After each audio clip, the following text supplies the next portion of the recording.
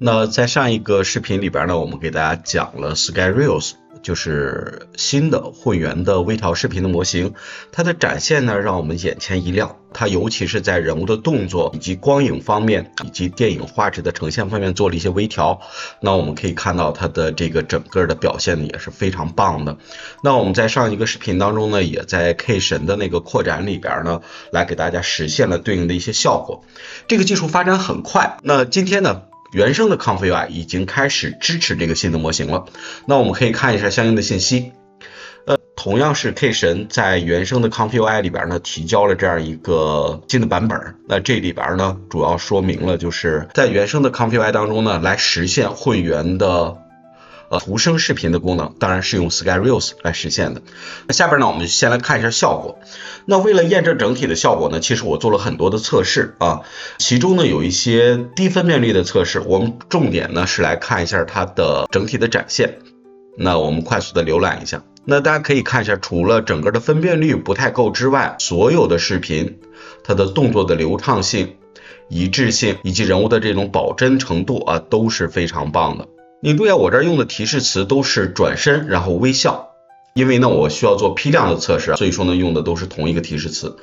那通过这样一些测试，我们基本上确定它在原生里边实现的效果比在 K 神那个扩展里边实现效果要好。那除了这些低分辨率呢，我也做了一些高分辨率的测试，大家可以看一下整个的这个效果呢也是非常棒的。那到底怎么去用？下边我们就一步一步的给大家演示一下。首先第一步，将你的 ComfyUI 更新到最新版。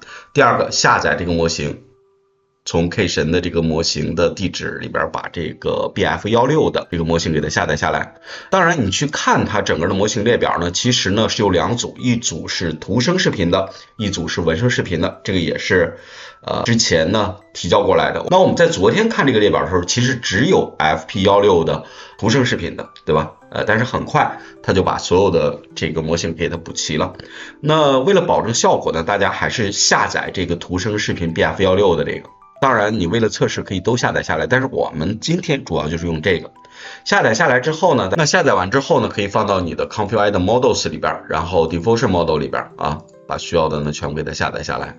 那我们用的就是它。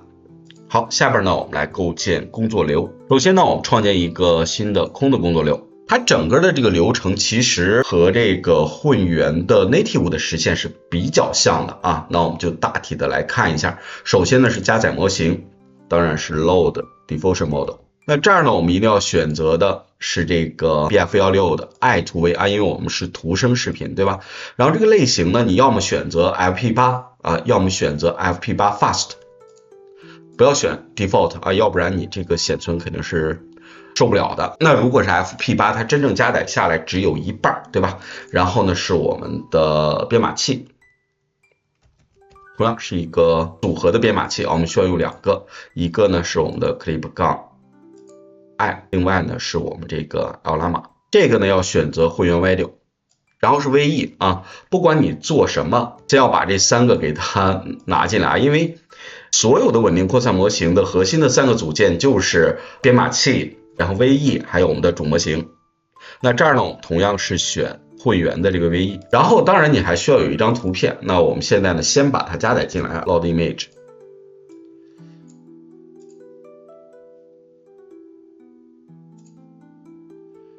这个我随便加载一个吧，我们就加载这个。那下边呢我们就分别构建核心的这个部分。首先呢我们先从模型往下走，那模型再往下边其实只有一个 Model Sampling， 而且是 SD3， 我们用的是它。这个值呢我们一般是用 7.0， 然后是 Clip 呢当然就是我们的编码器啊 Text Encode。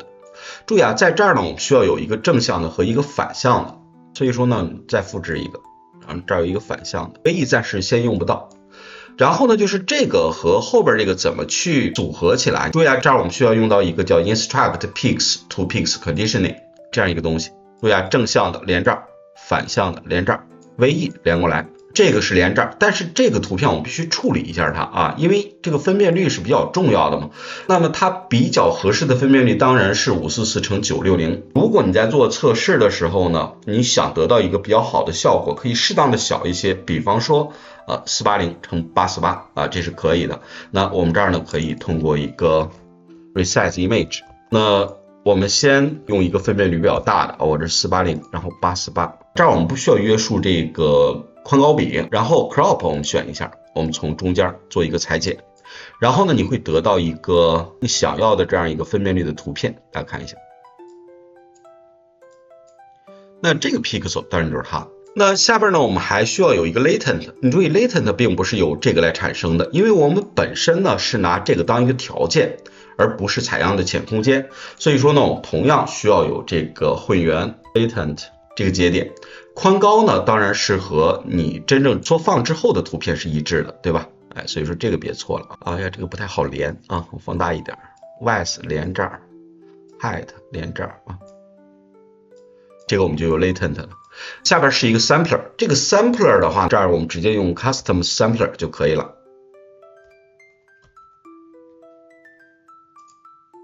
就这么一东西，模型我们可以直接连过来，然后正向提示词，这儿连的时候你注意啊，我们需要呢做一个 guidance， 是用 flux guidance 去做的，这儿呢是用 1.0， 正向的、反向的。下边是 sampler， 我们可以用一个 ksampler select， 这个我直接用一个默认的采样器，然后 sigmas 我们可以用一个 basic scheduler， 这儿呢我们就选 simple 吧，30采样，然后这个 model 呢需要连一下，这儿连和这儿连都可以啊，没有什么太大的区别。然后我们会用这个 denoise output 做一个输出，这儿我们需要用这个 tile 版本的，对吧？就是 voe decode， 然后用的是 tile 的这个版本的，那这儿连过来。这个是唯一，这个 latent 是这儿我们生成的，然后这儿我们可以调一下长度，默认是25，我们先这样去做，再往下边这儿可能需要调的稍小一点，512，大了啊，我们调成256。这个呢，我们可以用一个视频显示组件给它显示出来，帧频我们用24帧，然后类型呢当然是 MP4 的，别的呢就无所谓了，我们暂时先这样。当然你要是为了看到这个结果，可以把原来和后来给它连起来，我们暂时先不这样去做。所以说这个流程呢基本上就这样，非常简单，只要你熟悉这个会员的基础流程，大家这个呢其实呢是非常简单的啊。好，下边呢我们来改这个相应的这个提示词，反向提示词呢我就用之前 K 神的那个反向提示词，这儿呢我先用一个空的正向提示词24 fps。我说的空的当然指的是只写这个默认的啊，不写任何关于动作的，对吧？因为它默认都有这个东西嘛。下边呢我们直接跑一遍，你注意啊，现在如果是25帧的话呢，这个动作不会特别多。我们先看效果吧。大家可以看到我们得到了一个相对来说呢比较好的一个效果。那么由于分辨率呢比较高，所以说你会发现呢这个图像的质量呢也是可以的。另外呢，对于一些相关参数的调整呢，我们也说一下。首先呢，你要注意，就是在官方提供的工作流里边，这个 CFG 值呢，他认为是 4.0 比较好。我觉得呢，没有那么严格。你注意 8.0 的时候，我们依然能得到一个比较好的一个效果。另外呢，就是他喜欢用的这个采样器呢是这个 DPMPP-2M， 然后呢，这个调度算法呢用的是 beta， 然后30步采样。20步也可以啊，我们先用30。提示词呢，当然建议还是大家要写上，我们写一下 woman is talking。写完之后呢，它可能整体的效果会更好一些。那我们下边来试一下。大家看一下啊，那这个的动作就更多一些，当然有点太多了，是吧？那么同样的，它是受分辨率的影响的。如果我们分辨率给它足够多呢，这个可能它的这个动作就更多一些。当然，你可以通过调这个 CFG 值把它调低一点，让它的这个动作的幅度呢给它降下去。除了这个分辨率之外，还有我们常见的368乘以640。然后这个这儿我们还是用 4.0， 这儿我把种子给它固定一下，方便我们去比较。然后这儿再改一下368乘以640，再跑一遍。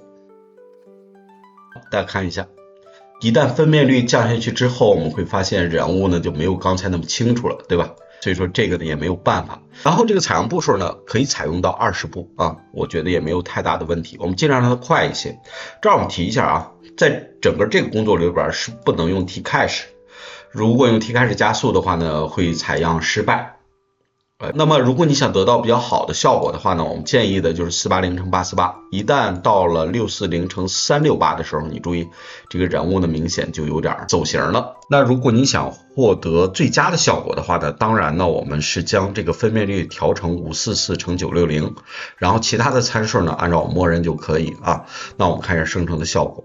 这个人物的质量就非常高了，对吧？包括整体的清晰度啊，然后这个手指的表现，整个光影的变化，其实呢都是非常棒的。